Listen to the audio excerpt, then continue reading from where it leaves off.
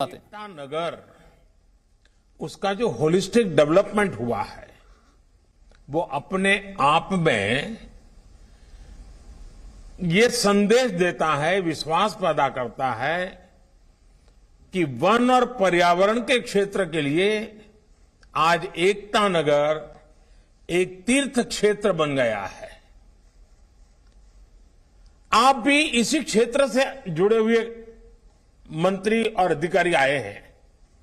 मैं चाहूंगा कि एकता नगर में जितना भी समय आप बिताएं उन बारीकियों को जरूर ऑब्जर्व करें कि जिसमें पर्यावरण के प्रति, हमारे आदिवासी समाज के प्रति, हमारे वाइल्ड लाइफ के प्रति कितनी संवेदनशीलता के साथ कार्य रचना की गई है, निर्माण कार्य हुआ है। क्या आप मुद्रा लोन के लिए दर्जनों बैंक जाकर थक चुके हैं? आसानी से 10 लाख मुद्रा लोन कैसे प्राप्त करें सीखना है तो फ्रीडम ऐप को अभी डाउनलोड करें।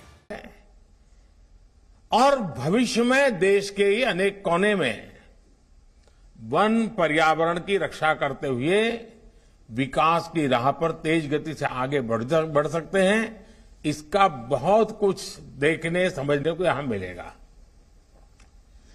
साथियों, हम एक ऐसे समय मिल रहे हैं जब भारत अगले 25 वर्षों के अमृत काल के लिए नए लक्ष्य तय कर रहा है। मुझे विश्वास है आपके प्रयासों से पर्यावरण की रक्षा में भी मदद मिलेगी और भारत का विकास भी उतनी ही तेज गति से होगा। साथियों, आज का नया भारत नई सोच, नए अप्रोच के साथ आगे बढ़ रहा है। आज भारत तेजी से विकसित होती इकोनॉमी भी है और निरंतर अपनी इकोलॉजी को भी मजबूत कर रहा है। हमारे फॉरेस्ट कवर में वृद्धि हुई है और वेटलैंड्स का दायरा भी तेजी से बढ़ रहा है। हमने दुनिया को दिखाया है कि रिन्यूएबल एनर्जी के मामले में हमारी स्पीड और हमारा स्केल शायद ही कोई उसको मैच कर सकता है। इंटरनेशनल सोलर अलायंस हो, कोalition फॉर डिजास्टर रेजिलिएंट इंफ्रास्ट्रक्चर हो या फिर लाइफ मूवमेंट, बड़ी चुनौतियों से निपटने के लिए भारत आज दुनिया को नेतृत्व दे रहा है। अपने कमिटमेंट को पूरा करने के हमारे ट्रैक रिकॉर्ड के कारण ही दुनिया आज भारत के साथ जुड़ भी रही है।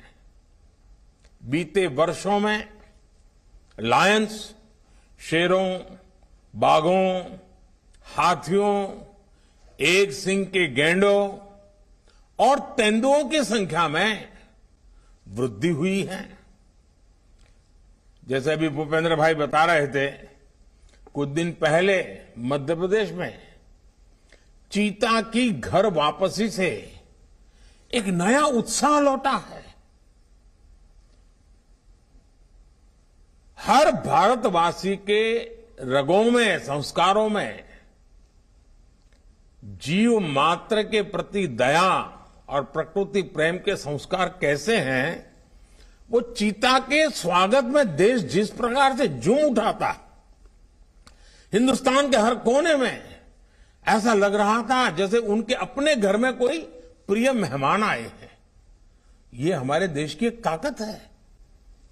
प्रकृति के साथ संतुलन साधने का जो एक प्रयास है, उसे हम निरंतर जारी रखें, आने वाली पीढ़ियों को भी संस्कारित करते रहें। इसी संकल्प के साथ भारत ने 2017 तक, यानी अभी हमारे पास करीब करीब 5 दशक है, नेट जीरो का टारगेट रखा है। अब देश का फोकस ग्रीन ग्रोथ पर है, और जब ग्रीन ग्रोथ की बात करते हैं तो ग्रीन जॉब के लिए भी बहुत अवसर पैदा होते हैं। और इन सभी लक्ष्यों की प्राप्ति के लिए हर राज्य के पर्यावरण मंत्रालय की भूमिका बहुत बड़ी है। साथियों, पर्यावरण मंत्रालय चाहे जिस किसी राज्य में हो या केंद्र में, उनके दायित्वों का विस्तार बहुत बड़ा है। इसे संकुचित दायरे में नहीं देखा जाना चाहिए। दुर्भाग्य से समय के साथ हमारी व्यवस्था में एक सोच ये हावी होती चली गई कि पर्यावरण मंत्रालय की भूमिका रेगुलेटर के तौर पर ज्यादा है। लेकिन मैं समझता हूं पर्यावरण मंत्रालय का काम रेगुलेटर से भी ज्यादा पर्यावरण को प्रोत्साहित करने का है। हर वो काम जिससे पर्यावरण की रक्षा हो रही हो, उसमें आपके मंत्रालय का रोल बहुत बड़ा है। अब जैसे सर्कुलर इकोनॉमी का विषय है, सर्कुलर इकोनॉमी हमारी परंपरा का हिस्सा रही है। भारत के लोगों को सर्कुलर इकोनॉमी सिखानी पड़े ऐसा नहीं है। हम कभी प्रकृति के शोषक नहीं रहे, सदैव प्रकृति के पोषक रहे हैं। हम जब छोटे थे तब हमको बताया जाता था कि महात्मा गांधी जब पिछली शताब्दी के प्रारंभ में साबरमती आश्रम में रहते थे, और उस जमाने में तो साबरमती नदी लबालब भरी रहती थी, भरपूर पानी रहता था। उसके बावजूद भी अगर किसी को गांधी जी ने देख लिया कि पानी को बर्बाद कर रहा है, तो गांधी जी उसे टोके बिना रहते नहीं थे। इतना पानी सामने होना था, फिर भी पानी बर्बाद नहीं होने देते थे। आज कितने ही घरों में, आप में से शायद हर कोई को पता होगा, हर एक के घर में होगा, अनेक घर ऐसे हैं, कपड़े हो, अखबार हो, और भी छोटी मोटी चीजें हो, हर चीज को हमारे यहां रीयूज किया जाता है, रिसाइकल किया जाता है। क्या आप मुद्रा लोन के लिए दर्जनों बैंक जाकर थक चुके हैं? आसानी से 10 लाख मुद्रा लोन कैसे प्राप्त करें सीखना है? तो फ्रीडम ऐप को अभी डाउनलोड करें।